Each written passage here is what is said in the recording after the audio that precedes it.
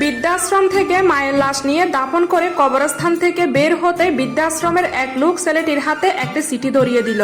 মায়ের চিঠি পেয়ে কিছু সময় থম মেরে রইল, অতঃপর ধীরে সুস্থে সেটা খুলে পড়তে শুরু করলো। প্রিয় আব্বাজান, তুমি আমার একমাত্র কলিজার টুকরা। না না, কলিজার টুকরা বললে ভুল হবে, আমার কলিজাটাই তুমি বাজান। তোমাকে আমি অনেক ভালোবাসি। তুমি খুব ছোট্ট থাকতে তোমার বাবা গাড়ির দুর্ঘটনায় মারা গিয়েছিল। তখন আমার অল্প বয়স ছিল। তোমার নানা নানি আমাকে আবার বিয়ে দিতে চেয়েছিল, কিন্তু তোমায় মানুষ করার জন্য আর বিয়ে করিনি। তোমার দাদি আমাকে তাড়ানোর অনেক চেষ্টা করেছে, ঠিক মতো খেতে দেয়নি, সব কাজ ঠিকই করিয়ে নিত, কিন্তু খেতে দিত না, আমায় মাথার তেল পর্যন্ত দিত না, কিন্তু তোমায় অনেক ভালোবাসতো, তাই আমিও সবকিছু চুপচাপ মেনে নিতাম। তার মতে আমার জন্য অকালে ছেলেকে হারিয়েছে, এর জন্য নাকি আমি দায়ী। তোমার দাদির মতে আমি আর তোমার বাবা বিয়ে করেছিলাম, কত স্বপ্ন ছিল আমাদের, কিন্তু একটা দুর্ঘটনা সব শেষ করে দিল। তোমার 5 বছর বয়সে তোমার দাদি মারা গেল, আমি তোমাকে নিয়ে একা হয়ে গেলাম।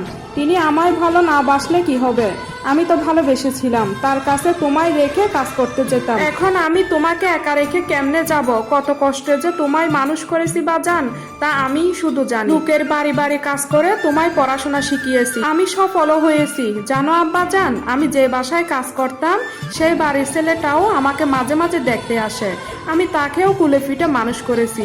সে বাবা মাকে হারিয়েছে অনেক আগেই, আমায় দেখলেই পা জড়িয়ে ধরে কান্না করে দেয়, আমায় নিয়ে যেতে চায় তার কাছে, কিন্তু আমি যাই না। আমি কেন যাব? আমার নিজের ছেলে থাকতে আমার আব্বাজান আমায় একদিন ঠিক নিয়ে যাবে তার কাছে, সেই আশায় পথ চেয়ে থাকতাম। তুমি হয়তো ভাবছো তোমার মূর্খ মা চিঠি কেমনে লিখতে জানলো।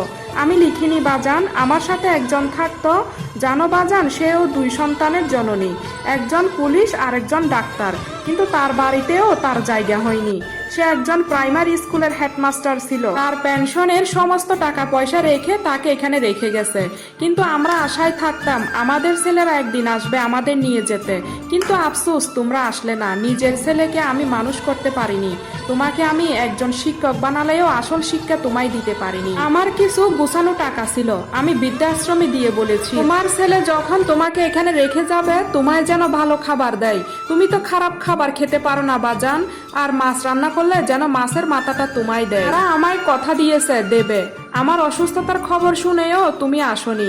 শেষবার তোমায় দেখতে চেয়েছিলাম, কিন্তু তুমি আসলে না বাজান। তোমার উপর আমার কোনো অভিযোগ নেই, কোনো রাগ নেই। তুমি ভালো থেকো বাজান, আমি তোমায় মাফ করে দিয়েছি। আমি মাফ না করলে যে আল্লাহ তোমায় মাফ করবে না, এটি তোমার অভাগী মা। আমাদের সমাজের অহরহ ঘটা একটি বাস্তব ঘটনা।